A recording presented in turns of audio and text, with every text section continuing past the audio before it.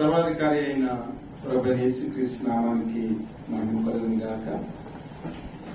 27వ వచనము విలాప వాక్యములు 3వ అధ్యాయం 27వ వచనము. యవన కాలమున కాడి మోయిట నరునికి మేలు, అతని మీద దానిని మోపినవాడు యెహోవాయే. అలాగే 1వ అధ్యాయము 14వ వచనం. కాడి కట్టినట్లుగా తానే నా అపరాధములను నాకు కట్టి ఉన్నా. ప్రార్థన చేద్దాం. స్తోత్రము మహాగరుడా, పరిశుద్ధుడా, మీ పాదాలకు లెక్కలేని స్తుతి స్తోత్రాలు. గడిచిన కాలమంతా మమ్మల్ని కాచి కాపాడి మీ ప్రేమలో మమ్మలను మీ పునరుద్ధాన దినాన్న మీ సన్నిధిలో కూర్చుంటానికి మీరు ఇచ్చిన యోగ్యతను బట్టి వందనాలు స్తోత్రాలు.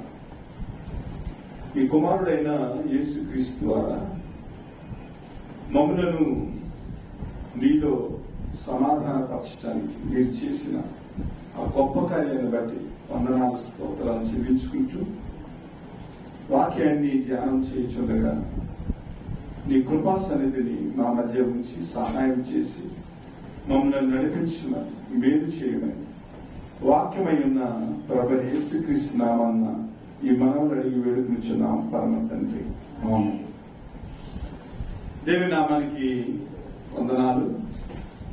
ఈరోజు మన పాఠం పేరు ఏమిటంటే క్రైస్తవ కాడి క్రీస్తు పునరుద్ధరణ. క్రైస్తవ కాడి క్రీస్తు పునరుద్ధరణ. ప్రియ దేవుని బిడ్డలారా, దేవుడు తాను ఎన్నుకున్న ప్రజలను శాశ్వతంగా ప్రేమిస్తాడు. అందువల్ల వారి పట్ల ఆయన ఎప్పుడు కూడా కరుణ చూపిస్తూ ఉంటాడు. అయితే క్రైస్తవులుగా మనం తెలుసుకోవాల్సింది ఏమిటంటే దేవునికున్న గుణ లక్షణాలను బట్టి ఆయన ప్రేమ చూపిస్తూనే న్యాయాధిపతి అయిన దేవుడిగా మన మధ్య ఉన్నాడనేది మనం మర్చిపోకూడదు.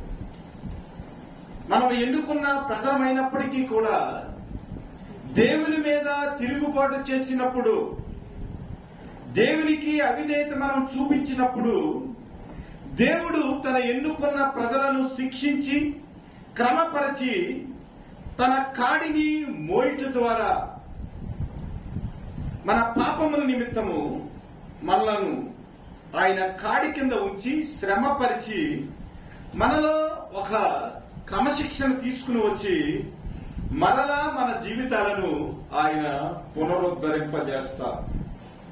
అయితే కాడి మోసే సమయంలో క్రైస్తవులుగా మన జీవితంలో చాలా బాధ ఉంటుంది, చాలా శ్రమ ఉంటుంది. కానీ దేవుడు మన మీద మోపిన కాడిని మనం మోసేటప్పుడు మనం ఏదైతే పాపం చేశామో, ఏదైతే దేవునికి వ్యతిరేకంగా తిరుగుబాటు చేశామో, ఏ విషయంలో మనం అవిధేయత చూపించామో ఆ విషయంలో దేవుడు మనలను పునరుద్ధరింపజేసి తన ప్రేమలో కట్టి మరలా నూతనమైన జీవితాన్ని, నూతనమైన సంతోషాన్ని దేవుడు మన పట్ల చూపించే దేవుడు.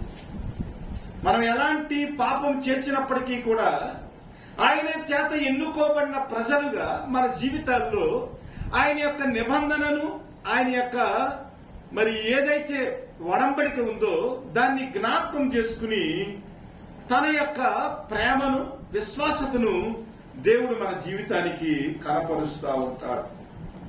కాబట్టి ప్రతి సమయంలో కూడా ఎలాంటి శ్రమానుభవంలో వెళ్ళినప్పటికీ కూడా, ఎలాంటి పరిస్థితుల్లో మనం ప్రయాణం చేసినప్పటికీ కూడా మన పాపాన్ని బట్టి మనము దేవునికి దూరం అవుతున్న పరిస్థితుల్లో దేవుడు మనల్ని క్రమపరిచినప్పుడు, మరలా పిలిచినప్పుడు, మన జీవితంలో నూతనమైన జీవితాన్ని ఇవ్వాలని దేవుడు ఆశిస్తా ఉన్నప్పుడు మనము నేర్చుకోవాల్సిన ఒకే ఒక విషయం, అన్ని సమయాలలో కూడా దేవుడు కృపగలవాడు. కాబట్టి మన యొక్క అవిధేయతను మనం తొలగించుకుని క్రీస్తు వైపుకు మనం ప్రయాణం చేసినప్పుడు దేవుడు మన జీవితాన్ని కడతాడని క్రీస్తు వైపు చూస్తూ, విశ్వాసకర్త అయిన క్రీస్తు వైపుకు చూస్తూ, మనలను కట్టగల సామర్థ్యం ఉన్న క్రీస్తు వైపుకు చూస్తూ, మనలను పునరుద్ధరింపజేయగల శక్తి గల క్రీస్తు వైపుకు చూస్తూ మనం ఏం చేయాలంటే ముందుకు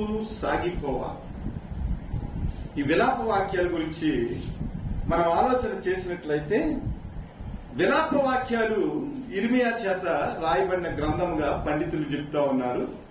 అయితే మన జీవితాల్లో దేవునికి వ్యతిరేకంగా మనం పాపం చేసిన వారంగా ఉంటా ఉన్నప్పుడు, దేవుడు ఒకవేళ శ్రమను గాని ఉగ్రతను గాని మన జీవితాల్లో ఆయన అనుమతిస్తే మన జీవితం ఎలా ఉంటుందనేది విలాప వాక్యాలు చదివితే మనకు అర్థమవుతుంది. ఈ విలాప వాక్యాల గురించి ఒక సింపుల్ గా ఒక వచనంలో మనం చెప్పాలంటే, the sample picture of god's wrath. అంటే దేవుని ఉగ్రత మన జీవితంలో వస్తే ఎలా ఉంటుందనేది చిన్న ఛాయాచిత్రం అన్నమాట ఈ విలాప వాక్యం. ఇంకా మనం చెప్పాలంటే, కట్టెల దొడ్డిలో నుంచి వచ్చే మాట. అంటే సమాధిలో కట్టెలు కాలిపోయిన తర్వాత, శరీరం కాలిపోయిన తర్వాత ఆ బూడిద మాట్లాడితే, చనిపోయిన శవం బూడిద అయిపోయిన తర్వాత మాట్లాడితే ఎంత నిరుత్సాహం ఉంటుందో, ఎంత బాధ ఉంటుందో, ఆ మాటలు ఎంత తీవ్రమైన విషాదాన్ని మన జీవితాలకు గుర్తు చేస్తుందో, అలాంటి మాటలు ఈ విలాప వాక్యం.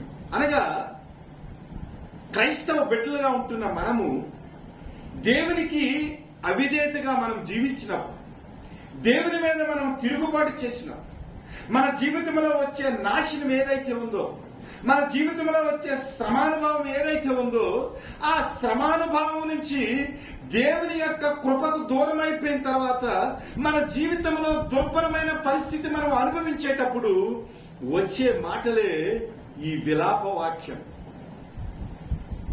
విలాప వాక్యంలో కొన్ని మాటల గురించి మనం ఆలోచన చేసినట్లయితే, 1వ అధ్యాయంలో 8వ వచనం, యెరూషలేము ఘోరమైన పాపము చేసెను, అందుచేతను అది అపవిత్రురాలయ్యెను. దాన్ని ఘనపరిచిన వారందరూ దాని మానమును చూసి దాన్ని తృణీకరించెదరు. అది నిట్టూర్పు విడిచుచు వెనుకకు తిరుగుచున్నది. దాని అపవిత్రత దాని చెంగుల మీద ఉన్నది. దేవునికి అవిధేయతగా మనం జీవించినట్లయితే మన జీవితంలో మొట్టమొదటిగా పర్సనల్ గా, అంటే వ్యక్తిగతమైన పవిత్రత పోయినప్పుడు మనం ఎలాంటి దిగజారిన పరిస్థితుల్లో మన జీవితం ఉంటుందో, క్రైస్తవ జీవితము దేవునికి దూరంగా వెళ్లిపోయినప్పుడు, క్రీస్తు యొక్క మాటలను మనం అనుసరించలేని, ప్రవర్తించలేని స్థితిలో ఉన్నప్పుడు మానవ జీవితంలో, క్రైస్తవ జీవితంలో ఎలాంటి సిగ్గు వస్తుందనేది ఇర్మియా మాట్లాడుతా ఉన్నాడు. యెరూషలేము ఘోరమైన పాపము చేసెను, అందుచేత అది అపవిత్రురాలయ్యెను. దాన్ని ఘనపరిచిన వారందరూ దాని మానవును చూసి దాన్ని తృణీకరించెదరు. అది నిట్టూర్పు విడ్చుచు వెనుకకు తిరుగుచున్నది. దాని అపవిత్రత దాని చెంగుల మీద ఉన్నది. మనల్ని చూడటానికే భయపడే వ్యక్తులు, మనతో మాట్లాడటానికే భయపడే వ్యక్తులు మన యొక్క చూడకూడని స్థితిని వారు చూసే పరిస్థితిలోనికి అవిధేయత ఉందనేది మనం జ్ఞాపకం చేసుకోవాలి. దీని గురించి శారీరకంగా మనము ఎక్కువ మాట్లాడలేము, కానీ ఆత్మీయంగా మనం దిగజారిపోయినప్పుడు మన స్థితి ఎంత ఘోరంగా ఉంటుందో మనం ఆలోచన చేయాలి. ఆ తర్వాత మన ప్రాణం గురించి మనం ఆలోచన చేసినట్లయితే, తమ ప్రాణ సంరక్షణ కొరకు తమ మనోహరమైన వస్తువులనిచ్చి ఆహారము కొందురు. అనగా మన జీవితంలో దుర్భరమైన పరిస్థితులు వచ్చేస్తాయి, సమృద్ధి లేని పరిస్థితులు వచ్చేస్తాయి.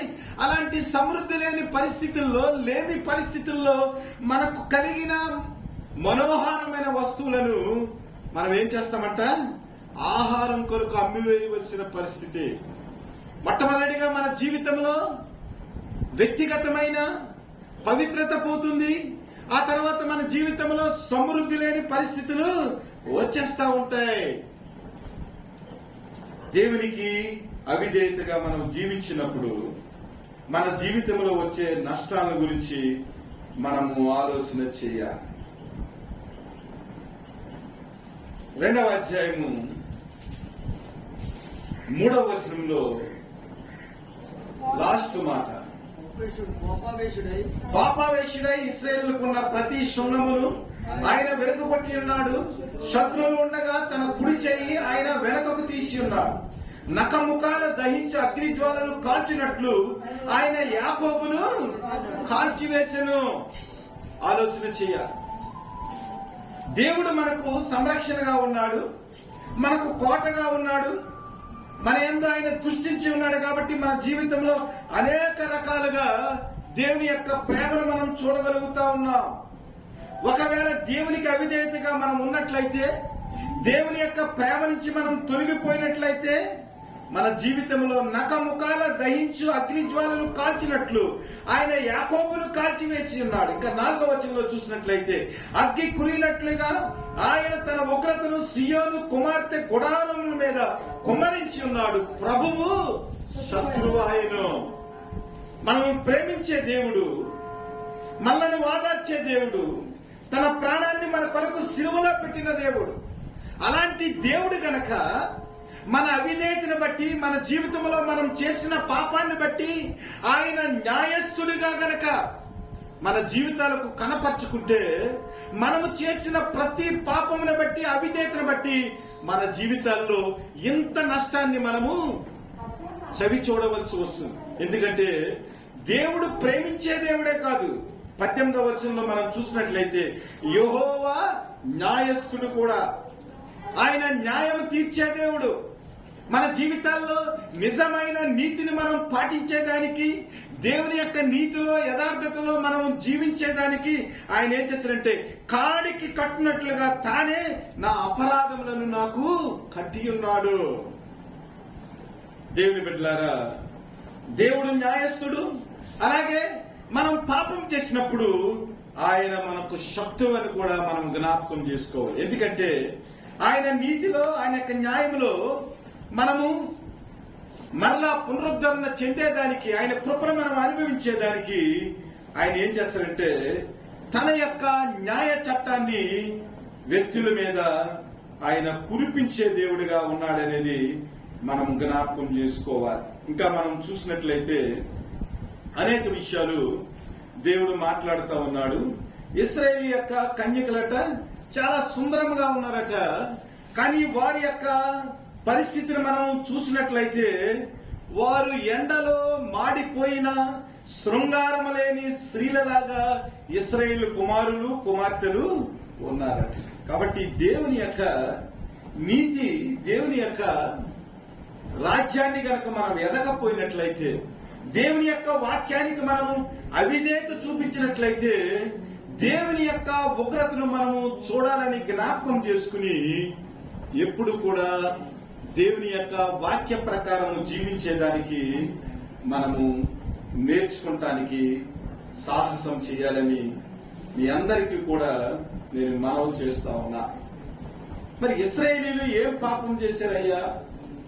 ఇశ్రాయేలు జీవితంలో ఉన్న ఆ మెరుపు పోవటానికి, ఇశ్రాయేలు జీవితంలో ఉన్న ఆ శృంగారం పోవటానికి, ఇశ్రాయేలు జీవితంలో ఉన్న ఆ సమృద్ధి పోవటానికి, ఇశ్రాయేలు జీవితంలో దేవుడు శత్రువుగా ఉండటానికి వారి జీవితంలో చేసిన పాపాలు ఏమిటి అని మనం జ్ఞాపకం చేసుకున్నట్లయితే, ఈ గ్రంథాన్ని అంతటినీ కూడా మనం క్షుణ్ణంగా అధ్యయనం చేసినట్లయితే, వారు ఏం చేశారంటే, యాజకులుగా ఉంటూ దేవుని ఎడల అపరాధం చేసిన వారిగా వారు జీవిస్తా ఉన్నారు.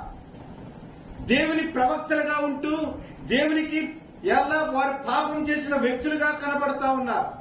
దేవుని నాయకులుగా ఉంటూ దేవుని ప్రజలకు, దేవునికి మధ్యవర్తిత్వం చేయకుండా వారిని నాశనంలో నడిపించిన నాయకులుగా వారు కనబడతా ఉన్నారు.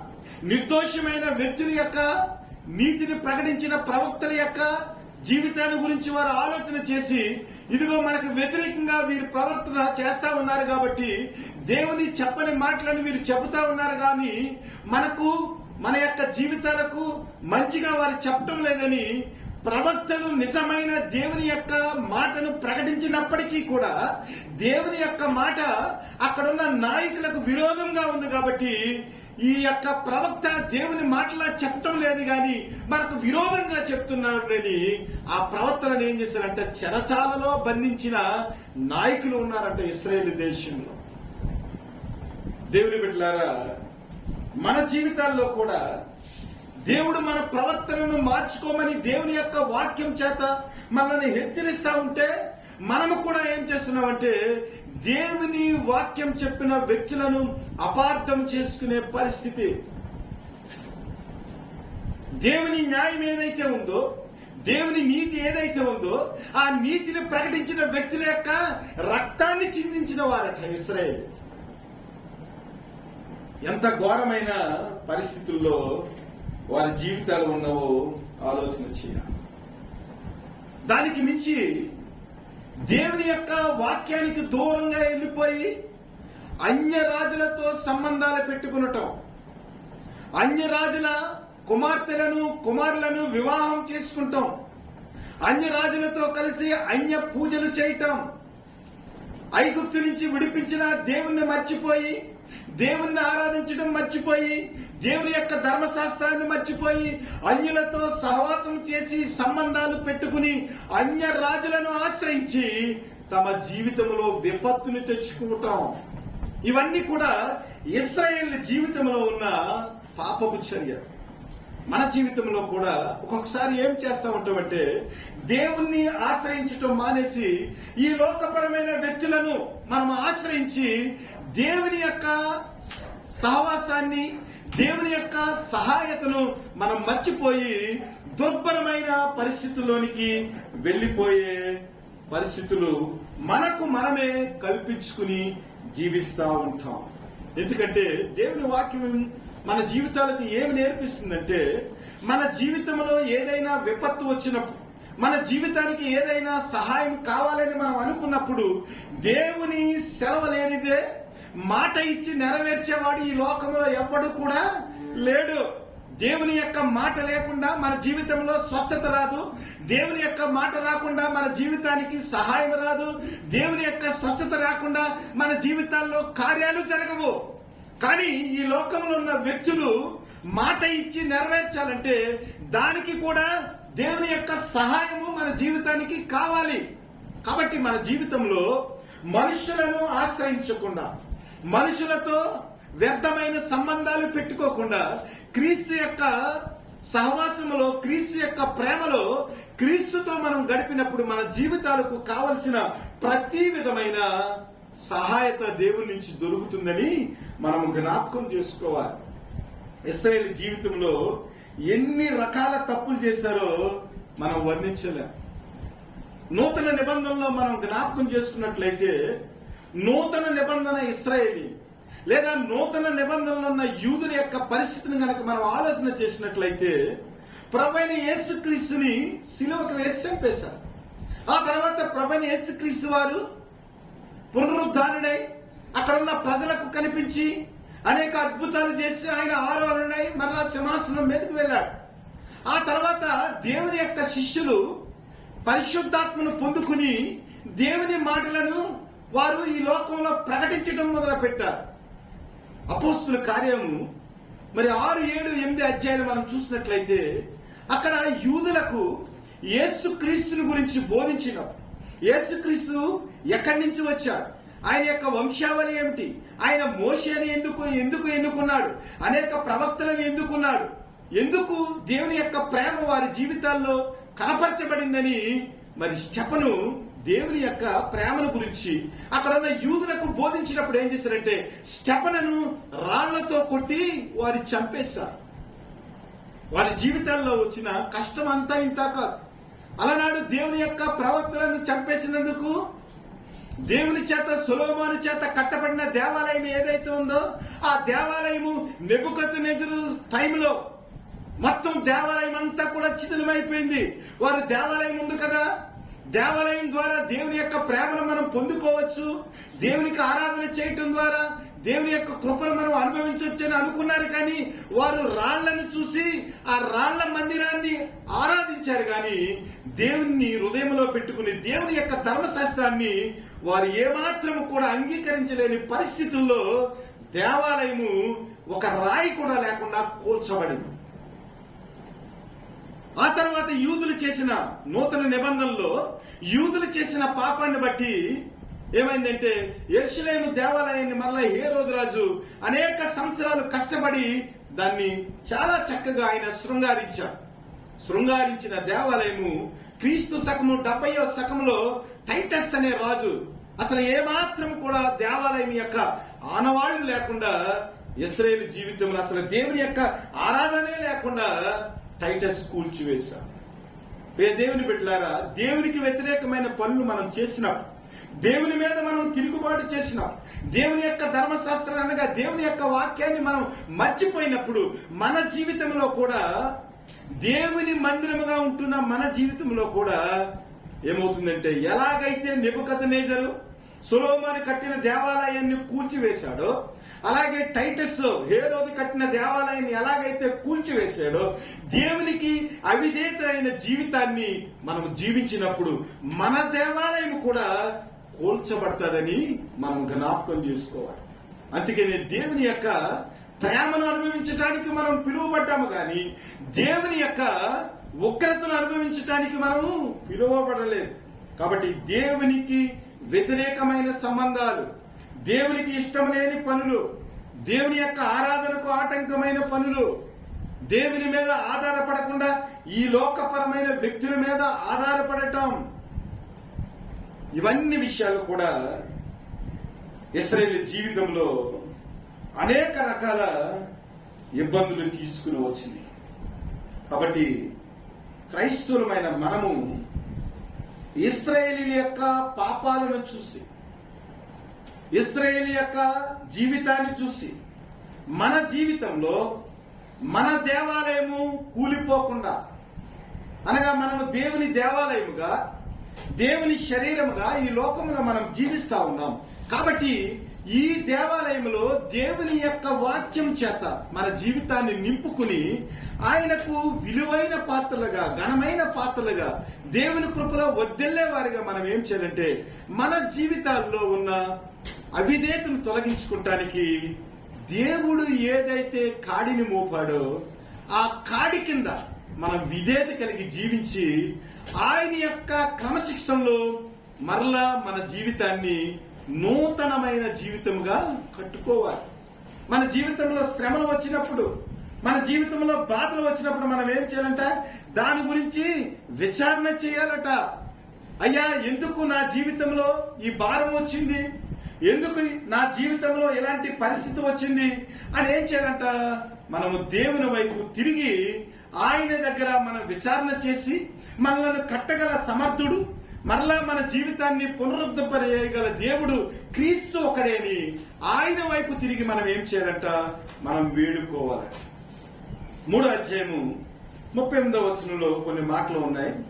మహోన్నతుడైన దేవుని నోట నుండి కీడును మేలును బయలు వెళ్ళును కదా, సజీవులు ఎలా మూలుగెదరు, నరులు తమ పాప శిక్షను బట్టి ఎలా మూలుగుదురు. మన మార్గములను పరిశోధించి తెలుసుకుని మనం యెహోవా తట్టు తిరుగుదుము. ఆకాశమందున్న దేవుని తట్టు మన హృదయములను, మన చేతులను ఎత్తుకుందుము. మన జీవితంలో శ్రమ వచ్చింది, మన జీవితంలో బాధ వచ్చింది. బాధ వచ్చినప్పుడు ఈ లోకపరమైన పరిస్థితుల వైపు మనం చూడకుండా మహోన్నతుడైన దేవుని వైపు మనం చూసేవారిగా ఉండాలి.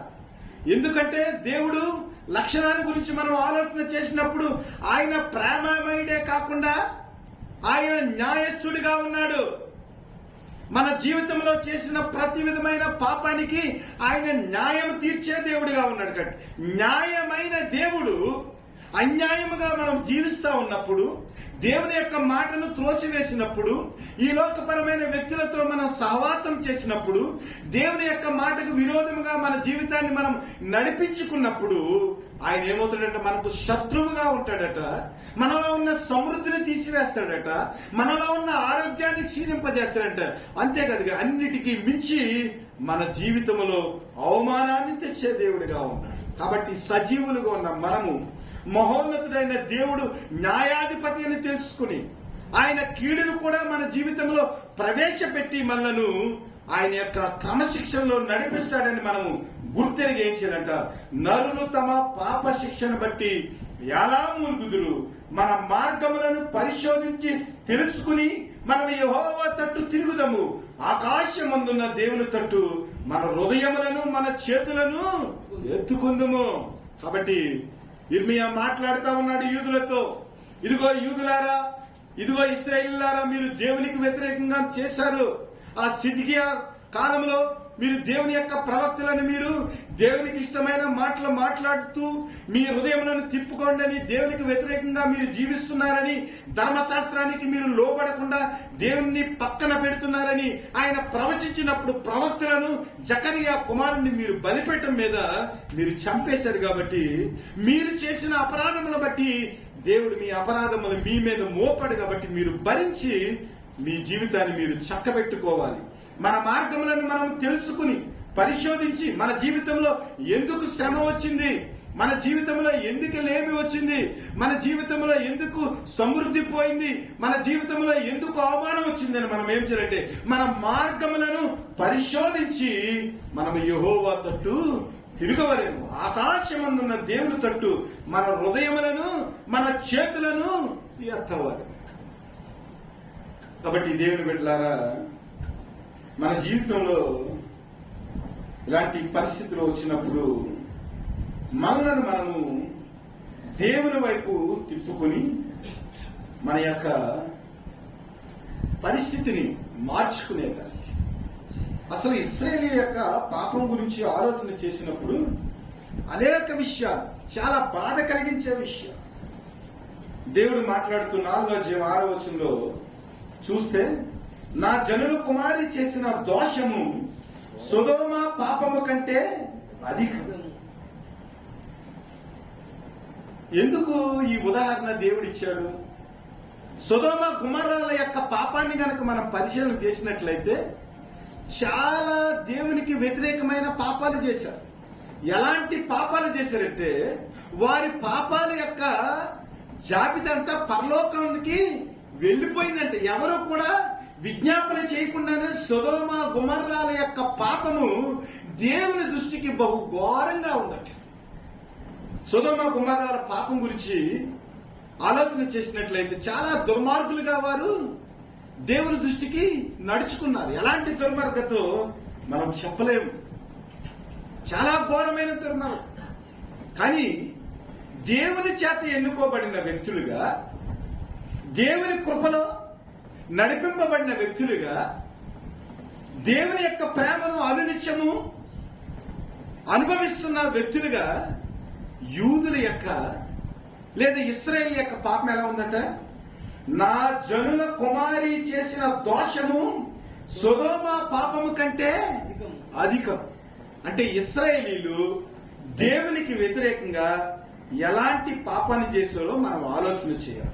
అందుకని ఏమంటున్నాడంటే దేవుడు, యెహోవా సన్నిధిని వారిని చెదరగొట్టెను, ఆయన ఇక మీదట వారిని లక్ష్య పెట్టలేదు. వారి పాపాన్ని బట్టి దేవుని యొక్క సన్నిధి నుంచి ఆయన వారిని వెలివేశాడట. అంతేకాదు గాని ఇక మీదట ఆయన వారిని లక్ష్య పెట్టదు. అంటే ఎంత ఘోరమైన పాపం చేశాడు. కయ్యను పాపం చేశాడండి. ఎలాంటి పాపం చేశాడంటే నరహత్య చేశాడు. నరహత్య చేసినప్పుడు కయ్యను ప్రార్థన చేస్తున్నాడు, అయ్యో ప్రభువా, నేను చేసిన పాపాన్ని బట్టి నీవు విధించిన శిక్ష నేను భరించలేనంతగా ఉన్నది. ఎందుకంటే నీ సన్నిధి నుంచి నీవు నన్ను వెళ్ళగొట్టావు. అంటే ఒక నరహత్య చేసిన వ్యక్తి దేవుని సన్నిధి నుంచి వెళ్లిపోయేటప్పుడు చాలా బాధపడ్డాడు. కానీ ఇశ్రాయేలు యొక్క పాపం చూసినట్లయితే వారు చెదరగొట్టబట్టమే కాదు గాని ఇక మీదట వారు దేవుని యొక్క సన్నిధికి రాకుండా ఉండేదానికట దేవుడు ఏం చేశాడట, వారిని లక్ష్య పెట్టకపోయాను. కయ్యను పాపం చేసినప్పుడు కయ్యన్ని ఎవరు చెప్పకుండా ఉండేదానికి దేవుడు ఒక ముద్రను వేశాడు.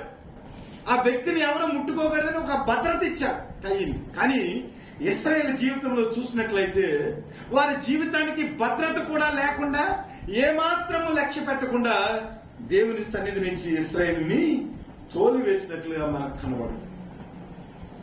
ఇర్మియా విలపిస్తా ఉన్నాడు, అయ్యో ప్రభా, నీవు మా జీవితాలకి ఎలా ఉన్నావంటే, ఒక నేర్పరి అయిన వేటగాడు గురి చూసి బాణాన్ని కొట్టాడు అనుకోండి పక్షి జీవితం ఏమైపోతుంది? బాణం వేయటంలో నేర్పరైన వాడు, మంచి విలుకాడు గురి చూసి పక్షిని కొడితే ఆ పక్షి యొక్క శరీరంలోనికి బాణం ఎంత తొందరగా ఎంత స్ట్రాంగ్ గా వెళ్ళిపోతుందో. ఇశ్రాయేలు అంటే దేవుడు ఎలా కొట్టాడంటే, వారు చేసిన పాపాలను బట్టి ఒక నేర్పరి అయిన విలుకాడు గురి చూసి పక్షిని కొట్టినట్లు, అంటే ఇశ్రాయేలు యొక్క పాపాన్ని బట్టి న్యాయస్థుడైన దేవుడు ఏం చేశాడంట, పక్షిని కొట్టినట్లు బలమైన బాణంతో కొట్టాడంట. మన జీవితంలో కూడా ఇశ్రాయేలీయులు కొట్టినట్లు మనం కొడితే ఇది కృపాకాలం కాబట్టి సరిపోతుంది.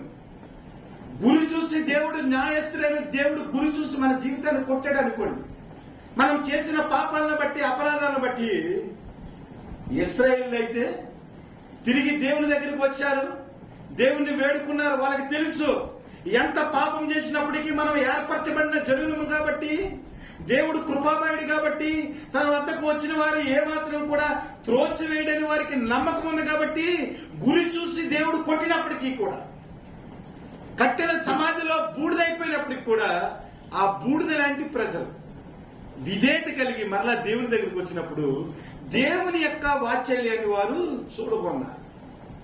మరి మన జీవితంలో దేవుడు గురి చూసి మనల్ని కొట్టినట్లయితే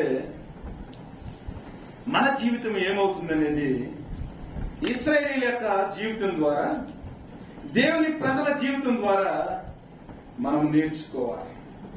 కాబట్టి మన జీవితంలో ఇశ్రాయేలు లాగే మనం నేర్చుకోవాల్సిన విషయం ఏమిటంటే, దేవుడు ఎలాంటి శ్రమానుభవంలో మనం నడిపించినప్పటికీ, మన జీవితంలో ఎలాంటి నాశనం వచ్చినప్పటికీ, మన జీవితంలో ఎలాంటి అవిధేయత ఉన్నప్పటికీ దేవుడు కరుణామయుడని, ఆయన దగ్గరికి వస్తే మరలా మన జీవితాలను నూతనంగా కడతాడని, మన జీవితంలో వచ్చిన అపాయం ఏదైతే ఉందో, మన జీవితంలో వచ్చిన బరువు ఏదైతే ఉందో, మన జీవితంలో వచ్చిన అసంతృప్తి ఏదైతే ఉందో, మన జీవితంలో వచ్చిన కరువు ఏదైతే ఉందో, మన జీవితంలో వచ్చిన అవమానం ఏదైతే ఉందో, అది ప్రతిదీ కూడా మన పాప భారం నుంచే వచ్చిందని మనం గమనించి కృపామయుడైన క్రీస్తు దగ్గరికి వచ్చినప్పుడు మన జీవితంలో క్రీస్తు యొక్క పునరుద్ధరణను మనము చూడగలుగుతాం. అదే మనం చదువుకున్న పాఠం. యెహోవా కృపగలవాడు, ఆయన వాత్సల్యత ఎడతెగక నిలిచినది గనక మనము నిర్మూలము కాకున్న వారము, అనుదినము నూతనముగా ఆయనకు వాత్సల్యత పుట్టుచున్నది, నీవు ఎంతైనా నమ్మదగిన వాడు. దేవుని తట్టు తిరగటం అంటే, దేవుని తట్టు మన చేతులెత్తి ప్రార్థించడం అంటే, దేవుని యొక్క గుణగణాలను మనం తెలుసుకుని దేవుని యొక్క ప్రేమలో మరలా మనం కట్టబడటం. వారి యొక్క జీవితాల్లో అనేక రకాల శ్రమలు వచ్చినప్పటికీ కూడా వారు ఏం చేశారంటే, దేవుణ్ణి జ్ఞాపకం చేసుకుని దేవుని మీదే వారు ఆశ పెట్టుకుని దేవుని యొక్క గుణాన్ని మరలా వారు హెచ్చించిన ప్రజలుగా కనపడుతున్నారు. యెహోవా కృపగలవాడు, ఆయన వాత్సల్యత ఎడతెగక నిలిచినది గనక మనము నిర్మూలము కాకున్న వారము. ఇక్కడ వాత్సల్యత గురించి ఆలోచన చేసినట్లయితే, ఈ వాత్సల్యత అనేది హిబ్రూ భాషలో ఏమైనా ఉందంటే గర్భము అని ఉంది. హిబ్రూ భాషలో ఏముంది?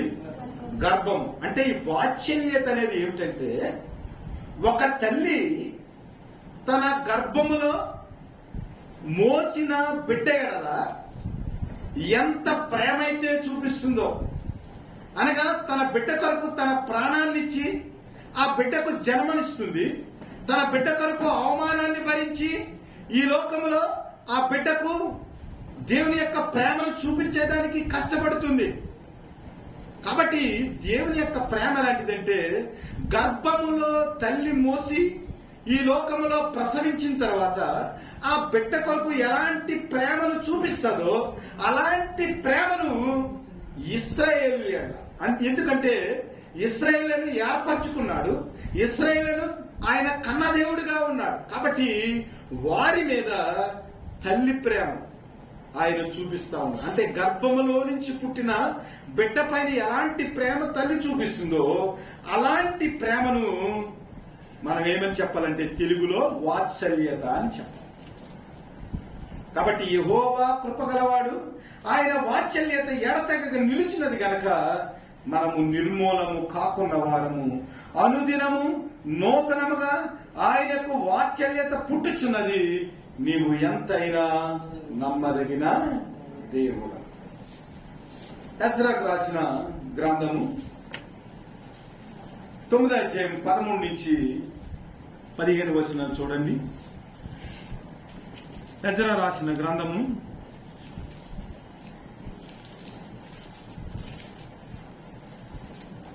9వ అధ్యాయము 13 నుంచి 15 వచనం.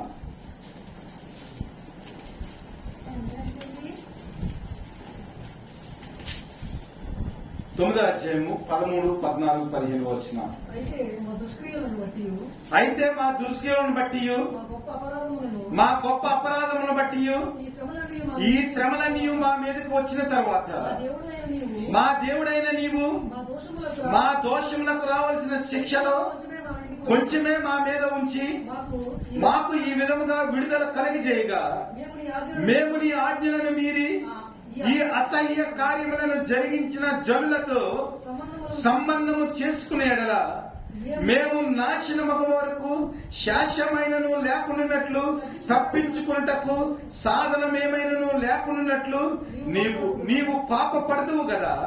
యెహోవా ఇశ్రాయేలు దేవా, నీవు నీతిమంతుడవై ఉన్నావు, అందువల్లనే నేటి దినమున ఉన్నట్లుగా మేము శేషించి ఉన్నాము. చిత్తగించుము, మేము నీ సన్నిధిని అపరాధమును గనుక నీ సన్నిధిని నిలుచుటకు అర్హులము కామని ప్రార్థన చేసి. దేవుని యొక్క దృష్టికి వారి వ్యతిరేకంగా పాపం చేసినప్పుడు వారి జీవితాల్లో ఒక పశ్చాత్తాపం వచ్చింది. ఎందుకంటే ప్రభా, నువ్వు అన్యజనులతో సంబంధాలు పెట్టుకోవద్దన్నావు, ధర్మశాస్త్రాన్ని మా జీవితంలో వదలకుండా మేము ప్రవర్తించాలన్నావు, నీ మీదే ఆనుకోవాలన్నావు. ఎందుకంటే ఐగుప్తు నుంచి మమ్మల్ని తీసుకువచ్చావు. కానీ మేము పునరుద్ధరించబడిన తర్వాత, దేవాలయం కట్టబడిన తర్వాత, దేవుని యొక్క ఆరాధన జరుగుతున్న సమయంలో మేమేం చేసామంటే ప్రభా, నీ ఆరాధనను నీకు ఇష్టం వచ్చినట్లుగా జరపకుండా మా జీవితంలో అన్యుల యొక్క ఆరాధన మేము చేశాం ప్రభా. నీ చిత్తం నుంచి మేము తొలగించబడ్డాము ప్రభా. అసలు మా జీవితాలను గట్ట మేము చూసినట్లయితే, పరిశీలన చేసుకున్నట్లయితే ప్రభా, నీ సన్నిధికి రావడానికి మేము అర్హులం కాదు ప్రభా, నిన్ను ఆరాధించడానికి అర్హులం కాదు ప్రభా, అసలు ఈ లోకంలో జీవించడానికి మాకు అర్హత లేదు ప్రభా. కానీ నీ వాత్సల్యతను బట్టి, నీ ప్రేమను బట్టి ప్రభా, మేమింకా నాశనం అవ్వకుండా మమ్మల్ని శాశ్వతంగా ఉంచావు ప్రభా. ఎందుకంటే నీవు నీతిమంతుడివై ఉన్నావు ప్రభా, ప్రేమను చూపించేవాడవై ఉన్నావు ప్రభా, కృపా సమృద్ధిని కలిగిన దేవుడు ప్రభా. మా ఎడల నిత్యము వాత్సల్యత చూపిస్తూ నీ సన్నిధిలో మమ్మలను నీవు పునరుద్ధరింపజేసావని ఎజ్రా ప్రార్థన చేస్తుంది. ఇదే ప్రార్థన మలాకీ గ్రంథంలో చూసినట్లయితే, మీకా గ్రంథంలో చూసినట్లయితే ఇవే మాటలు మాకు కనబడతా ఉంటాయి. ఎందుకంటే ప్రభా, నీ సన్నిధిని నిలవటానికి మాకు ఏమాత్రం కూడా అర్హత లేదు ప్రభా. మేము అపవిత్రులుగా ఉన్నాం ప్రభా, మా జీవితంలో నీకు విరోధముగా జీవించాం. కానీ ప్రభా, కృప చూపించట్లో, మరలా మా జీవితాన్ని కట్టడంలో నీకంటే మంచి దేవుడు ఎవరు లేరు ప్రభు అని మీకా ప్రార్థిస్తున్నాడు.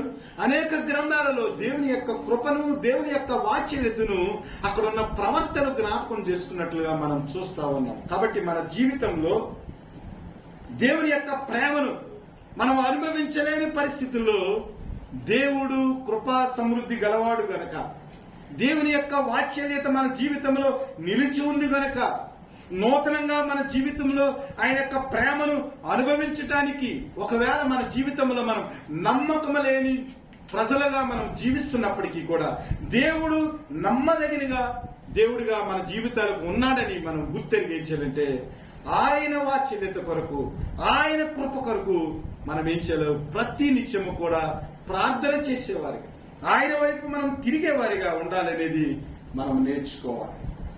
యెహోవా నా భాగమని నేను అనుకునిచున్నాను, ఆయన యందు నేను నమ్మకించున్నాను. తన్ను ఆశ్రయించే వారి ఎడల యెహోవా దయాళుడు, తన్ను వెదకు వారి ఎడల ఆయన దయ చూపువాడు. నరులు ఆశ కలిగి యెహోవా అనుగ్రహించు రక్షణ కొరకు ఓపికతో కనిపెట్టుట మంచిది. ద్వితీయోపదేశకాండంలో ఒక మంచి మాట ఉంటుంది. అదేమిటంటే దేవుని యొక్క స్వాస్యము యాకోబు యొక్క సంతానం అన్నమాట. అనగా దేవునికి ఆస్తి ఏదైతే ఉందో ఆ ఆస్తి దేవుని యొక్క ప్రజలు. కాబట్టి దేవుని యొక్క ఆస్తిగా ఉన్న ప్రజల కొరకు, దేవుని యొక్క స్వాస్థ్యముగా ఉన్న ప్రజల కొరకు ఆయన ఏం చేశారంటే పరలోకం నుంచి భూలోకానికి వచ్చి తన రక్తాన్ని చిందించి మన అపరాధాలని ఆయన కడిగాడు. మరలా మనకు విమోచన దయచేసి ఆయనలో స్వాస్థ్యముగా మనలను నిలుపుకున్నాడు. కాబట్టి ఈ విషయాన్ని మనం గమనించి ఏం చేయాలన్నమాట? నరులు ఆశ కలిగి దేవుడు అనుగ్రహించు రక్షణ కొరకు ఓపికతో వెయిట్ చేయాలి. అయితే రోమాపత్రికలో ఆయన అంటా ఉంటాడు, అవిధేయత కలిగిన వారి ఎట్లా ఆయన దయ చూపించే దేవుడిగా ఉన్నాడు, ఆయన కృపని హెచ్చించే దేవుడిగా ఉన్నాడు.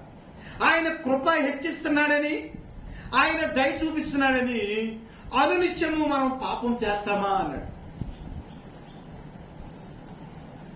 దేవుని బిడ్డలారా, ఈ రోజున కుటుంబాల్లో పరిస్థితి ఎలా ఉందంటే, మనం ఎంత పాపం చేసినా, ఎంత విసిగించినా, మన తల్లిదండ్రులకు మనం తప్ప ఎవరో లేం కదని యూత్ ఏం చేస్తున్నారంటే పాపం చేస్తూ వెళ్ళిపోతున్నారు.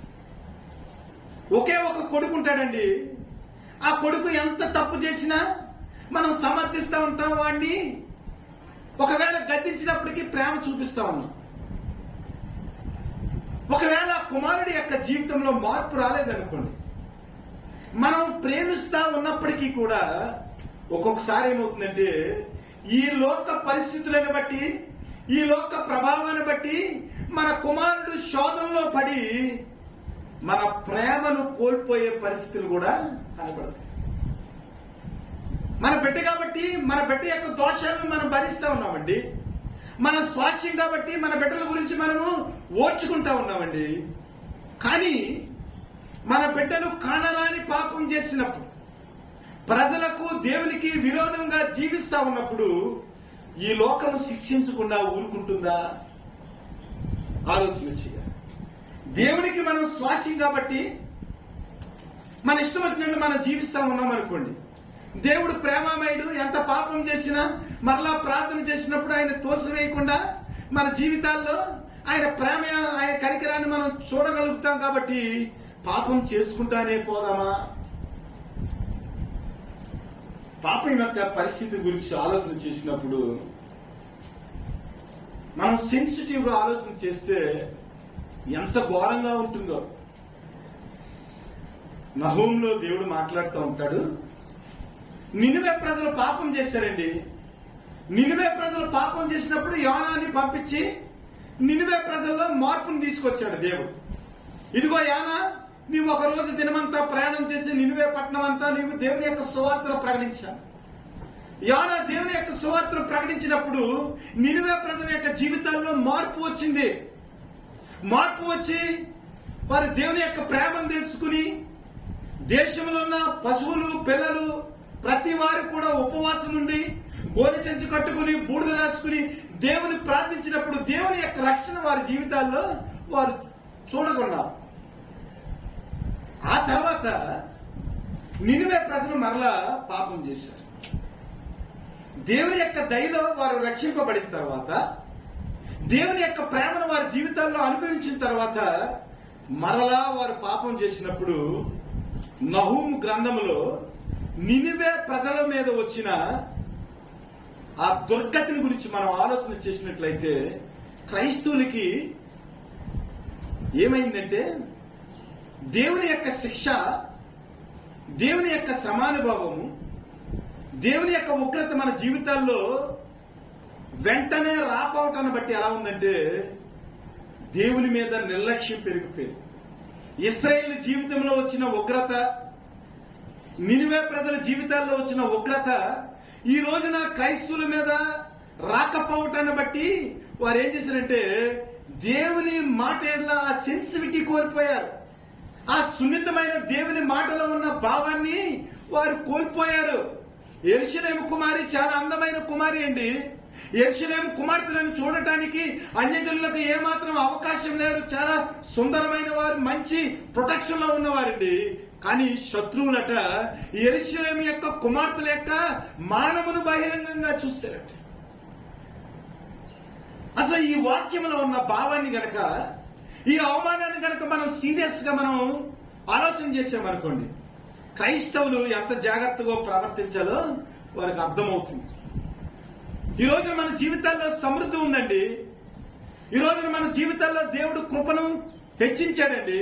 అందువల్ల మనం మంచి భోజనం, మంచి బట్టలు, మంచి సౌకర్యాల్లో మనం జీవిస్తా ఉన్నామండి. ఇశ్రాయేలీలాగా తనకు మనోహరమైన వస్తువులను ఆహారం కొరకు అమ్మేసుకున్నారు.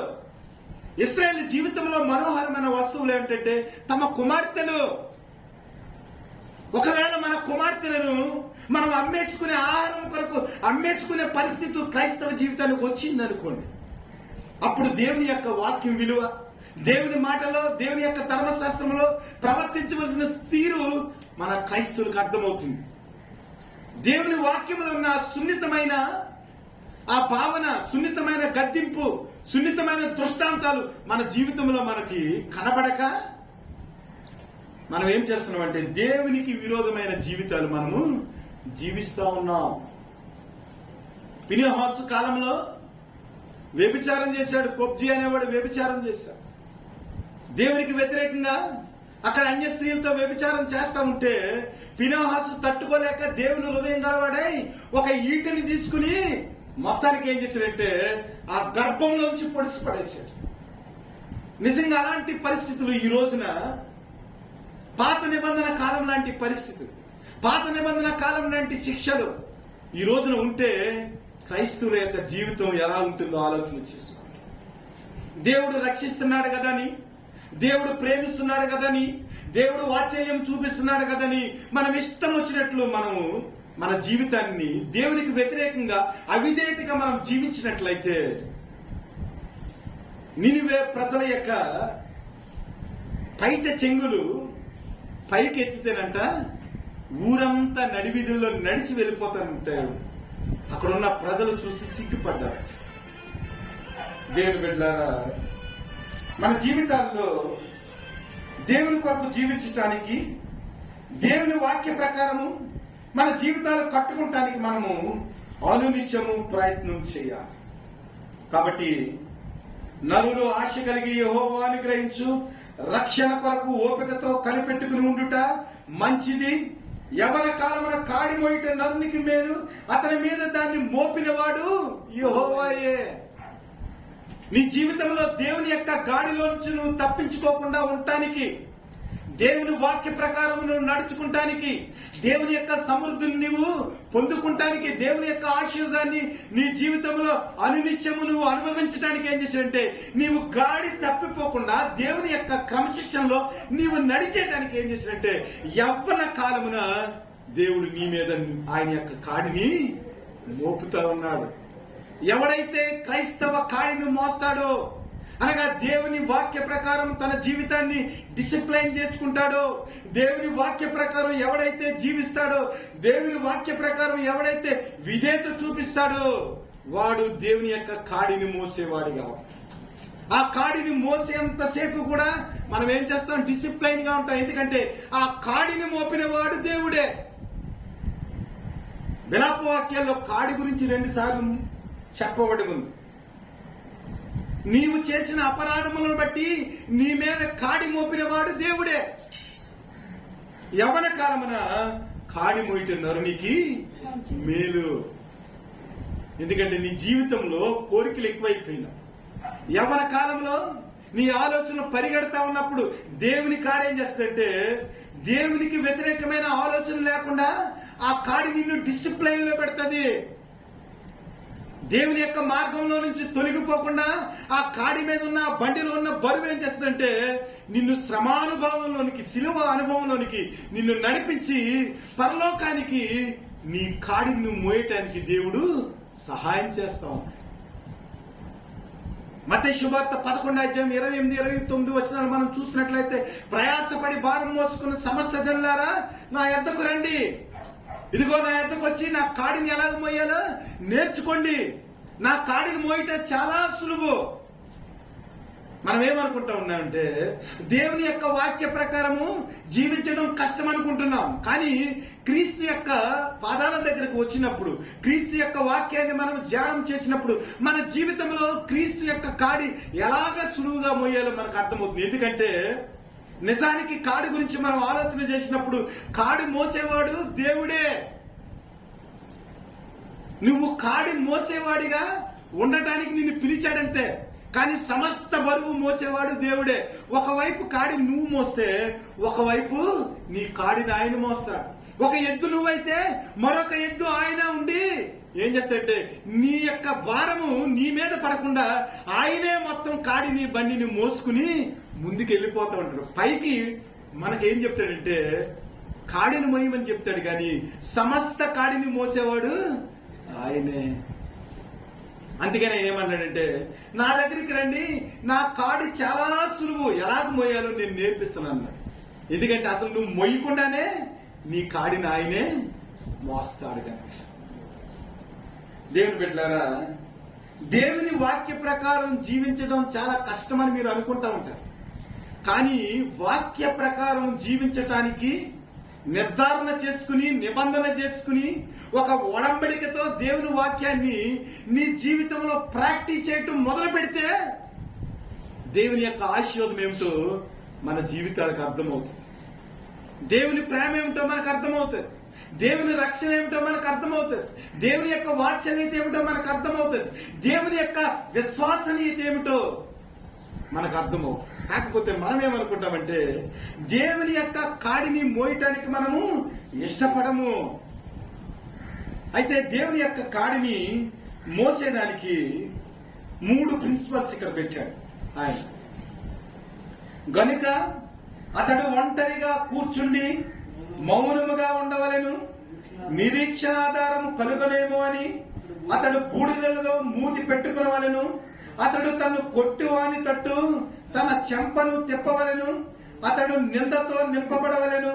ప్రభువు సర్వకాలము విడనాడడు, ఆయన బాధ పెట్టినను తన కృపా సమృద్ధిని బట్టి జాలిపడును.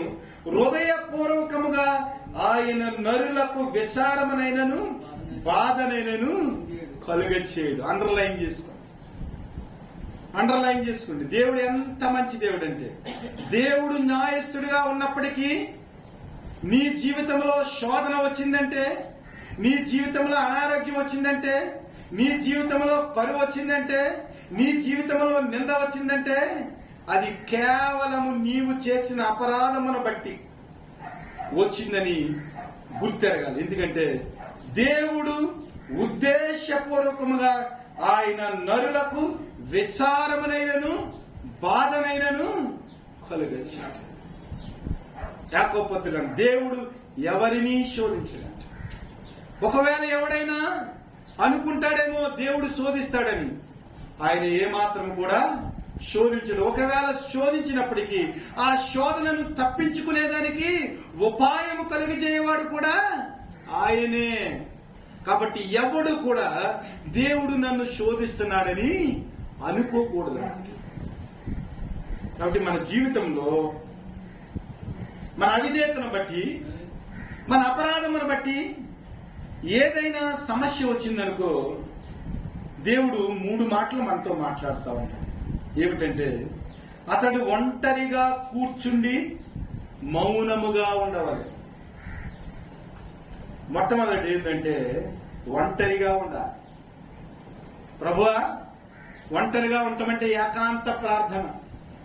ప్రభువా, నా జీవితంలో శ్రమ ఎందుకు వచ్చింది ప్రభువా? నా జీవితంలో ఇశ్రాయేలు లాంటి నింద ఎందుకు వచ్చింది ప్రభువా? ఏంటి ప్రభువా, నా మనోహరమైన వస్తువులన్నింటినీ కేవలం నా భోజనం కొరకు నేను అమ్మేసుకుంటామేంటి ప్రభువా? నా జీవితంలో ఎంతో వైభవం ఉండేది ప్రభువా. ఇశ్రాయేలు కుమార్తెనంట యెరూషలేములో చక్కగా నడిచేవారంట, ఈ ఎండలో మొఖాలు మాడిపోయి అంట వారు చేసిన అపరాధమును బట్టి. ఏంటి ప్రభా, నా వసస్సు ఎందుకు తగ్గిపోయింది ప్రభా, నా సమృద్ధి ఎందుకు తగ్గిపోయిందని మనం ఏం చేయాలంటే ఒంటరిగా కూర్చుండి దేవుని పాదాల చెంత మనము ఆయన కృప కొరకు, ఆయన వాత్సల్యత కొరకు, ఆయన నమ్మకత్వం కొరకు మనం ప్రార్థన చేస్తూ ఉండాలి. దేవుడు మన జీవితంలో ఇశ్రాయేలు లాంటి, నిలువే లాంటి పరిస్థితులు వచ్చినాయి అనుకోండి, మన మనసులోని ఆలోచన ఎలా ఉంటాయో మనము ఆలోచన చేయాలి. ఒంటరిగా కూర్చుండి ఎందుకు నా జీవితంలో కీడు వచ్చిందని ప్రార్థన చేస్తున్నామా, లేదంటే ప్రభు మీద తిరగబడే మనస్తత్వంలోనికి మనం వెళ్ళిపోతున్నాం. ఏలియా జీవితంలో సమస్య వచ్చిందండి. ఏలియా జీవితంలో చాలా సమస్య వచ్చింది. యెజెబెలు చంపేయాలని చూసింది. ఇదిగో 400 మంది ప్రవక్తలను చంపేస్తాడా, ఇదిగో ఏలియా రేపటి దినానికి ఉండడు. పారిపోయాడు ఏలియా. పారిపోయినప్పుడు దేవుడు ఎంత కృప చూపించాడంటే, కేరూతు వాగు దగ్గర ఏలియాను కూర్చోబెట్టి మౌనంగా ఉండేదానికి, ఒంటరిగా దేవునితో సహవాసం చేసేదానికి నేర్పించాడు ఏలియాకి. కాకుల చేత ఆహారాన్ని పంపించాడు. కేరూతు వాగు దగ్గర నీళ్లు దప్పిక తీర్చుకుంటానికి ఆ వాగు దగ్గరికి నడిపించాడు. ఆహారం లేని పరిస్థితుల్లో కాకొచ్చి ఆహారం పెట్టింది.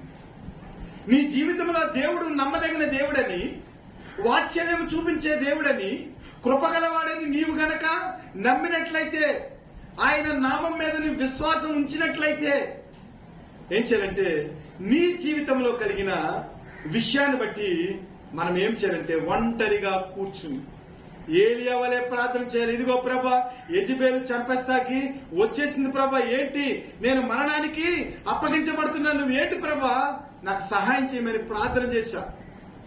దేవుడు ఎంత గొప్ప పరిస్థితి ఇచ్చాడంటే, అసలు ఏలియా మరణం గురించి ఆలోచించాడు గాని, అసలు ఏలియా మరణం అవ్వకుండా అగ్ని రథాల మీద దేవుని దగ్గర వెళ్ళిపోవటానికి ఆయన కృప చూపించా. నీ ఆలోచనలకి నీ దేవుని ఆలోచనలకి ఎంత వ్యత్యాసం ఉంటుందో. అందుకని ఏమన్నంటే, నరులు ఆశ కలిగి దేవుడు ఎలాంటి రక్షణ మన జీవితాల్లో ఇస్తాడని మనం ఏం చేయాలంట, ఒంటరిగా కూర్చుండే. ఏలియా ఒంటరిగా కూర్చున్నాడు. మరణం గురించి చింతపడుతున్నాడు. తన జీవితంలో వచ్చిన ఆపద గురించి చింతపడుతున్నాడు. కానీ దేవుడు ఏం చేసినట్టే, అగ్ని రథాల మీద అసలు మరణమే చవి చూడకుండా పరలోకం చేరేదానికి దేవుడు కృప చూపించాడు. నీ జీవితంలో దేవునితోటి ఒంటరిగా గడిపే అనుభవం ఉన్నట్లయితే, దేవుని పాదాల చెంత కూర్చుని ఆయనను ప్రార్థన చేసినట్లయితే, ఆయన వాక్యంలో ఉన్న ఆదరణను నువ్వు గుర్తెరిగి ఆయనను వేడుకున్నట్లయితే, ఏలియా లాంటి అనుభవంలోకి నువ్వు నడిపించబడదు. ఏలియా లాంటి పరిస్థితుల్లోనికి నువ్వు నడిపించబడదు. అగ్ని రథాల మీద దేవుడు మన సమస్యను ఎంత ఈజీగా తీసేస్తాడంటే, మన శుక్రవారం ప్రార్థనలో దీని గురించి ఆలోచన చేసి, లాజరు చనిపోయి 4 రోజులు అయిందండి. 4 రోజులు అయిన తర్వాత కూడా ప్రభు ఏం చేశాడు, ఒక్క మాటతో లాజరు లేని బిగ్గరగా అరిస్తే వెంటనే లేచి, చనిపోయిన వ్యక్తి 4 రోజులు అయింది, సమాధిలో ఉంచబడ్డాడండి. సమాధిలో కంపు కొడుతున్న వ్యక్తిని సజీవంగా లేపాలంటే ఎంత కష్టమైన పని అండి. కానీ నీ దృష్టిలో, నా దృష్టిలో అది కష్టమైన పని. కానీ ప్రభు ఏం చేసినట్టు ఒక్క మాటతో లాజరు లే అంటే, చనిపోయిన లాజరు 4 దినాలైన లాజరు చక్కగా లేచాడు. మీరు జ్ఞాపకం పెట్టుకోవాల్సింది ఏమిటంటే, మన సమస్య ఎలాంటిదైనప్పటికీ కూడా మన దృష్టిలో అది చాలా కష్టమైంది, కానీ దేవుని దృష్టిలో చాలా సున్నితమైంది. ఆయనకు అసాధ్యమైనది ఏది లేదు. కాబట్టి సమస్య వచ్చినప్పుడు, బాధ వచ్చినప్పుడు, మన మీద కాడి మోపబడినప్పుడు మనం ఏం చేయాలా? ఒంటరిగా కూర్చుని. యాకోబు జీవితంలో సమస్య వచ్చింది. ఎదురుగుంటా తన అన్న వచ్చేస్తా ఉన్నాడు యాషావు. ఏమి చేసేస్తాడో వెంటనే ప్రార్థన చేయ, ప్రభా ఇదిగో నేను ఒంటరిగా వచ్చాను ప్రభా, చిన్న కర్రతో ఈ రేవు దాటి వచ్చాను ప్రభా. ఈ రోజును చూసినట్లయితే నాకు ఎంతో మంది బిడ్డలు ఉన్నారు ప్రభా, 12 మంది సంతానం ఆడబిడ్డలు, నా గొర్రెలు అన్ని ఎంతో విస్తారంగా ఉన్నాయి ప్రభా. అలాంటి సమయంలో, సమృద్ధి కలిగిన సమయంలో ప్రభా, నా అన్న అయిన యాషావు నాకు ఎదుర్కొంటా వచ్చేస్తున్నాడు ప్రభా. అప్పుడే నేను పారిపోయినప్పుడు నన్ను చంపేస్తానన్నాడు ప్రభా. నేను విస్తరణ జరిగిన తర్వాత, భార్య బిడ్డలతో ఉన్న తర్వాత నా పరిస్థితి ఏమైపోతుంది ప్రభా అని ఏం చేసినంటే, ఎబ్బో రేవు దగ్గరికి వచ్చిన తర్వాత యాకోబు ఏం చేసినంటే తన జనాంగాన్ని అంతటిని, తన భార్యను బిడ్డలను అందరినీ ఎబ్బో రేవు దాటించి ఆ ఎబ్బో రేవు దగ్గర దేవుని యొక్క ప్రేమ కొరకు, దేవుని యొక్క వాత్సల్యత కొరకు ఆ చీకటిలో ఉండిపోయాడు. ఎబ్బో రేవు దగ్గర దేవునితో పోరాడి గెలిచిన వాడిగా యాకోబు ఉన్నాడు. దేవుని ముఖము చూసిన వాడిగా, తన పేరును మార్చుకున్నవాడి. అప్పటి వరకు యాకోబు యొక్క పేరును చూసినట్లయితే మోసగాడిగా ఉంది. అక్కడి నుంచి బైబిల్లో ఇశ్రాయేలుగా, అనగా దేవునితో పోరాడి గెలిచిన వాడిగా, దేవుని మాటను వినే వ్యక్తిగా యాకోబు జీవితం మారిపోయింది. మన జీవితంలో కూడా దేవునితో ఏకాంతముగా గడిపే ఆ పరిస్థితిలోనికి మనం వెళ్ళినట్లయితే, దేవుని సహవాసంలో మనం పెరిగినట్లయితే, అనేక రాత్రులండి దేవుడు ప్రభువైన యేసుక్రీస్తు వారు ఏకాంతముగా పగలంతా కూడా స్వస్థతలు జరిపేవారు, రాత్రంతా కూడా అరణ్యములో ఏకాంతముగా దేవునితో గడిపేవారు. శిలువకు వెళ్లే ముందు ఏకాంతముగా వేత దూరం వెళ్లిపోయి ప్రభువుతో గడిపాడు. ఎలాంటి దేవుని దగ్గర ప్రార్థన చేశాడంటే, ఆయన ప్రార్థన చేసినప్పుడు ఆయన చెమట బిందువులు రక్తంగా మారిపోయింది. దేవునితో ఏకాంతమైన సహవాసము, దేవునితో ఏకాంతమైన ప్రార్థన ఎలా ఉండాలంటే, ఎబ్బో రేవులో యాకోబు చేసిన ప్రార్థన, కేరూతు వాగు దగ్గర ఏలియా గడిపిన సహవాసము, సిలువకు ఎక్కే ముందు దేవుడు చేసిన ప్రార్థన, ఇది నిజమైన దేవునితో ఒంటరిగా మనం గడిపే ఒక సాదృశ్యంగా ఉందని మనం జ్ఞాపకం చేసుకుని, దేవుడు ఏమి చేస్తాడనేది, మన జీవితాన్ని ఎలాగ మారుస్తాడనేది, మన జీవితంలో దేవుని యొక్క ఆశీర్వాదాన్ని ఎలాగ పొందుకుంటామనేది, నూతనమైన వాత్సల్యం మన జీవితానికి దేవుడు ఎలాగ దయచేస్తాడనేది మనం ఏం చేయాలంటే, ఒంటరిగా ఉండి దేవునితో యాకోబులాగా పోరాడే వ్యక్తిగా. యాకోబు గురించి ఆయన మగసిరి గలవాడై జయము పొందాను. ప్రార్థనతో ప్రభువుని రంజింపజేసే ఆ స్థితి మన జీవితంలో ఉందా? ప్రభువుని మన యొక్క ప్రార్థన చేత ఆయనను ప్లీజ్ చేసే ఆ సిట్యువేషన్ మన జీవితాలకు ఉందా మనం గమనించాం. రెండవదిగా మనం చూసినట్లయితే, మౌనముగా ఉండవాలి. ఇది చాలా మంచి విషయం అండి. ఈ రోజుల్లో కుటుంబాలు చిందరవందర అయిపోవటం కారణం ఏమిటంటే సైలెన్స్ లేదు. మన జీవితంలో శ్రమలు ఎక్కువ ఎందుకు వస్తాయంటే మన మాటల వల్లే. ఎవరైనా ఏదైనా అన్నప్పుడు మనం సైలెంట్ గా ఉండటం నేర్చుకోలేకపోతాం. అసలు మన జీవితంలో ఓర్పే లేదండి క్రైస్తవులుగా. ఎవడైనా నన్ను వెంబడించాలంటే తన సిలువను తాను ఎత్తుకుని, తన్ను తాను ఉపేక్షించుకుని నన్ను వెంబడించాలని ప్రభు అంటున్నాడు. అంటే మన జీవితంలో మనం ఏమీ కాదు అని మనల్ని మనం గుర్తెరిగి, అసలు ప్రభు యొక్క స్వభావాన్ని మన జీవితంలో మనం పాటించడానికి మొదలు పెడితే ఆ సైలెన్స్ అనే మెథడ్ మనకు వస్తుంది. ఎలాగ మౌనంగా ఉండాలి.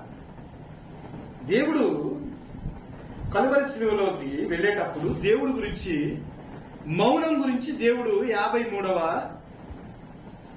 యెషయా గ్రంథం 53వ అధ్యాయంలో ఒక మాట చెప్పాడు. సిలువకి వెళ్ళేటప్పుడంట క్రీస్తు అంట గొర్రె బొచ్చె కత్తిరించు అని ఎదుట ఎలాగైతే మౌనంగా ఉండి బొచ్చి కత్తిరించుకుంటుందో అలాగ ప్రభు అయిన యేసుక్రీస్తట కొరడాలతో కొడతా ఉంటుంటే, చర్మాన్ని చీల్చుతూ ఉంటుంటే, అవమానంతో కేకలు వేస్తూ ఉంటే ప్రభువు ఎంత నిశ్శబ్దంగా ఆయన గొర్రె పిల్లలా ఉన్నాడో మనం అర్థం చేసుకోవాలి.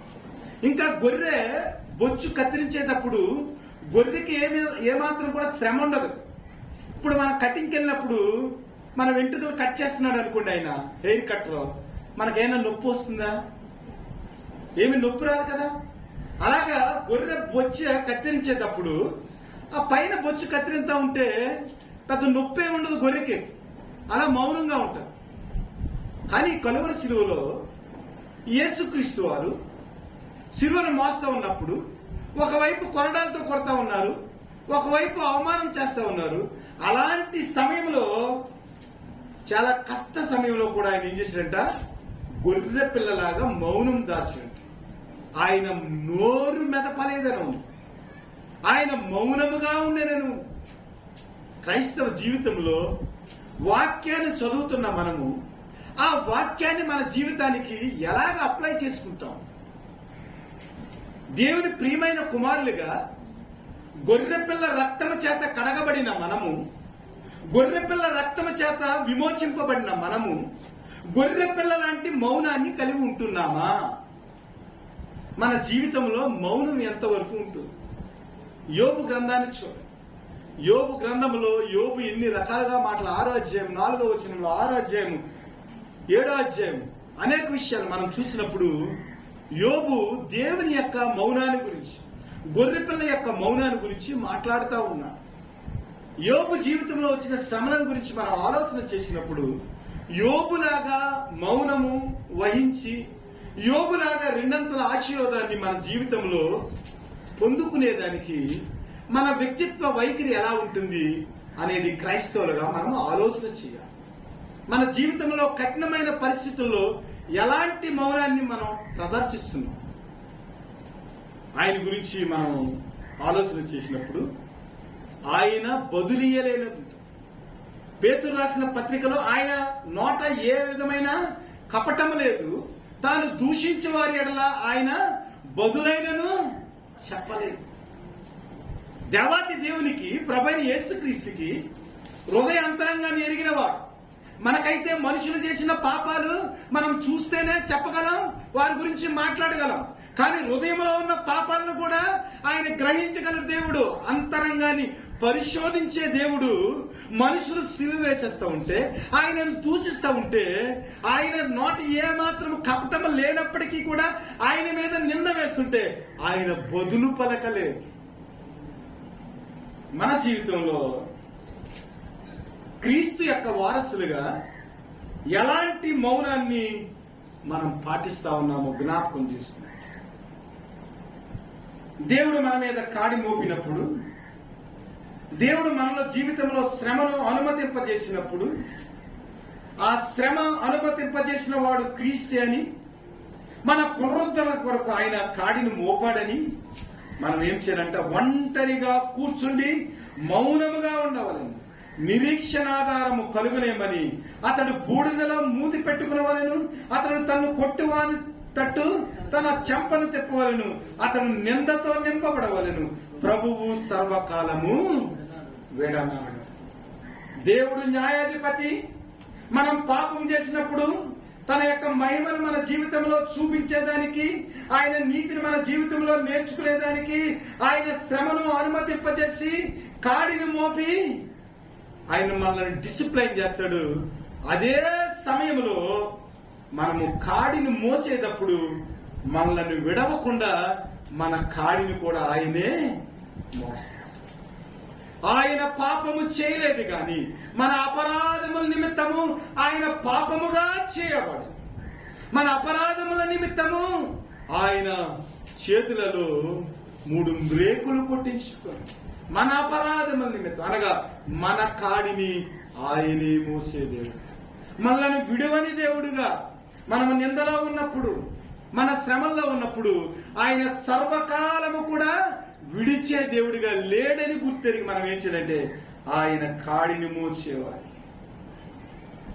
మూడోదిగా మనం చూసినట్లయితే దేవుడు ఏమంటాడంటే నిరీక్షణకు ఆధారము కలుగునేమోని అతడు బూడిదలో మూతి పెట్టుకునవలెను, అతడు తను కొట్టువాని తట్టు తన చెంపను తిప్పవలను, అతడు నిందతో నింపబడవను. అంటే విధేయ.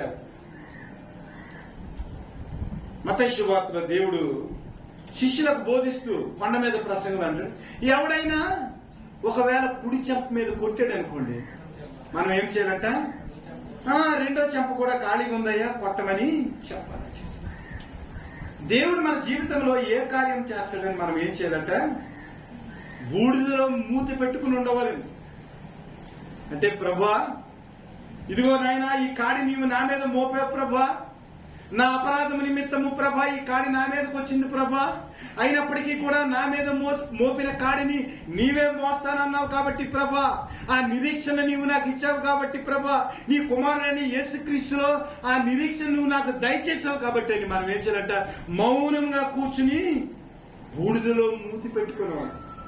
అనగా ఏ విధమైన మాటలు మాట్లాడకుండా దేవుడు చేసే కార్యము కొరకు నిరీక్షణతో ఎదురు చూసేవారు.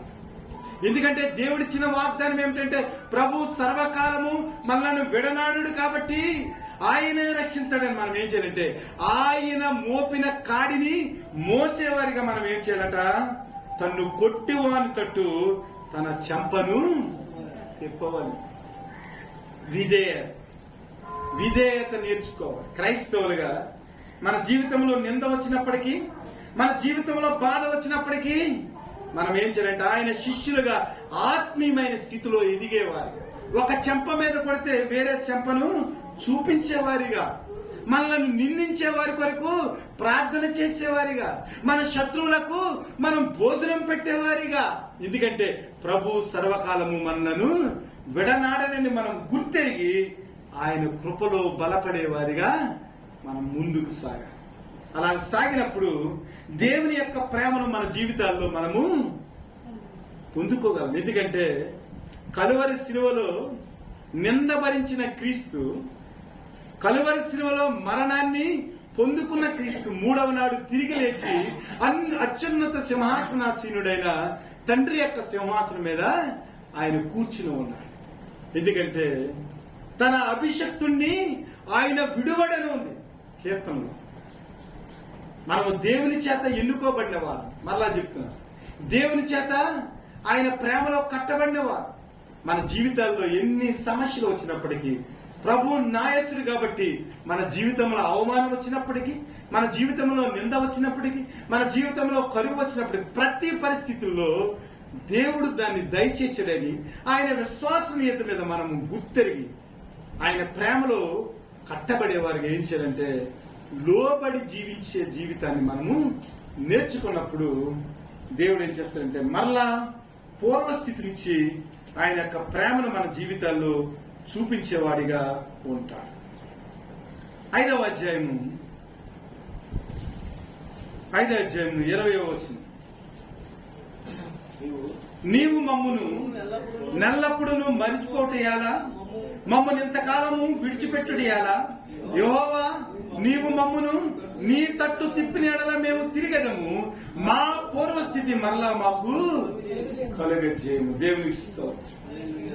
ప్రభు దగ్గర మాట్లాడే ఒక మంచి మాట ఏంటంటే, ప్రభా ఎన్నాళ్ళు మమ్మల్ని మర్చిపోతావయ్యా, ఎన్నాళ్ళు నువ్వు మమ్మల్ని విడిచిపెడతావయ్యా. ఒకవేళ మా జీవితంలో అవిధేయత ఉందేమో ప్రభా, ఆ అవిధేయతను మేము చూడలేకపోతున్నామేమో ప్రభా, ఒకవేళ నీ వైపు మేము తిరగలేకపోతున్నామా ప్రభా. ప్రభా నీవే నీ తట్టు మమ్మలను తిప్పిన ఎడల మేము తిరుగుతాం ప్రభా. This is realisation. మన జీవితంలో రియలైజేషన్ రావాలంటే దేవునికి లోబడినప్పుడు, దేవుని యొక్క ప్రేమను మనం మౌనంగా తెలుసుకున్నప్పుడు ఈ రియలైజేషన్. లోబడలేదనుకోండి మన జీవితంలో, తిరగబడే మనస్తత్వం మన జీవితంలో ఉన్నంతసేపు దేవుని వైపు మనం తిరగలేము. కానీ దేవునికి విధేయత చూపించి ఆయన కాడి కిందకు మనం వచ్చినప్పుడు ఆ కాడి ఎలాగైతే ఆయన మోస్తూ ఎలాగైతే సులువు చేస్తాడో, మనం చేసిన పాపాలను బట్టి, అపరాధాలను బట్టి, మన తిరుగుబాటును బట్టి, మన అవిధేయతను బట్టి దేవుని దగ్గరికి వచ్చి మనం ఈ ప్రార్థన చేయాలి. ప్రభువా ఎన్నాళ్ళు మమ్మల్ని మర్చిపోతావు ప్రభువా, ఎన్నాళ్ళు నువ్వు ప్రభా మమ్మల్ని విడిచిపెడతావు ప్రభా. ఒకవేళ మేము తిరగలేని పరిస్థితిలో ఉన్నామేమో ప్రభా, కాబట్టి నీవే మమ్మల్ని త్రిప్పినట్లయితే ప్రభా మేము తిరుగుతాము ప్రభా. ఇదిగో ప్రభా నీవు మాకు నేర్పించినట్లయితే ప్రభా మరలా మేము నేర్చుకుంటాం ప్రభా. ఎందుకంటే నీవు వాత్సల్యం గల దేవుడు ప్రభా, కనికర సంపన్నుడు ప్రభా, నీవు కరుణానిధివు ప్రభా. ఎలాగైనా మాకు అనుదినము మేము ఏమాత్రము నిర్మూలము కాకుండా నీ వాత్సల్యతను మా మీద చూపించేవాడు ప్రభా. ఎందుకంటే నీవు గర్భములో నుంచి నీవు మమ్మల్ని కన్నావు గనుక అనుదినము నూతనమైన వాత్సల్యాన్ని మాకు పుట్టించే దేవుడు గనుక ప్రభా, మా అవిధేయత ఎంత ఉన్నప్పటికీ ప్రభా నీవు గనక మమ్మల్ని తిప్పితే ప్రభా మరలా తిరుగుతాం ప్రభా. మా పూర్వ స్థితిని మరలా మాకు కలిగించేయి ప్రభా. మా ఉన్నతమైన ఆ యెరూషలేము పట్టణం, ఆ ఉన్నతమైన వీధులు, ఆ ఉన్నతమైన వైభవం, ఆ ఉన్నతమైన స్థితి, ఉన్నతమైన మనోహరమైన వస్తువులు, ఉన్నతమైన వీధులు ఏవైతే ఉన్నాయో మా జీవితంలో, ఉన్నతమైన సమృద్ధి ఏదైతే ఉందో, ఆనందం ఏదైతే ఉందో అదంతా కూడా ప్రభా ఒకవేళ మేము అవిధేయమైనప్పటికీ ప్రభా నీవు మర్చిపోకుండా ప్రభా మమ్మల్ని జ్ఞాపకం చేసుకున్నట్లయితే, ఒకవేళ మేము తిరగలేని పరిస్థితుల్లో ఉంటే నీవు గనక మాకు దయ చూపించి మరలా మమ్మల్ని తిప్పినట్లయితే ప్రభా మా పూర్వస్థితి మాకు వస్తుంది ప్రభా. మా ఉన్నతమైన పరిస్థితిని మేము అనుభవించగలం ప్రభా అని దేవుని పాదాల చెంత ఒంటరిగా కూర్చుని మౌనముగా విలపించి మన పాపముల నిమిత్తము, మన తిరుగుబాటు నిమిత్తము, మన అవిధేయత నిమిత్తము, క్రీస్తు మోపిన కాడి నిమిత్తము మన విధేయత చూపించగలిగినట్లయితే మరలా మన పూర్వస్థితికి మనల్ని రప్పించేదే, మన వైభవాన్ని మనకు మరలా దయచేసేదే, మన ఉన్నతమైన స్థితిని మనకు కలుగజేసేది. అట్టి గొప్ప దేవుడు, కరుణా సంపన్నుడు మనకు తోడుగా ఉన్నాడు. కాబట్టి అన్ని విషయాలు మన ఒంటరిగా మౌనముగా లోబడి క్రీస్తు యొక్క ప్రేమలో కట్టబడేదానికి మన మార్గములను పరిశోధించి తెలుసుకుని ఆయన వైపు తిరిగి ఆకాశమందున్న దేవుని తట్టు మన హృదయములను, మన చేతులను ఎత్తి మన పూర్వస్థితికి మనము వచ్చుదుముగాక. ఆమేన్. దేవుడు ఈ మాటలను మన వినికిడిలో దీవించునుగాక. ఆమేన్.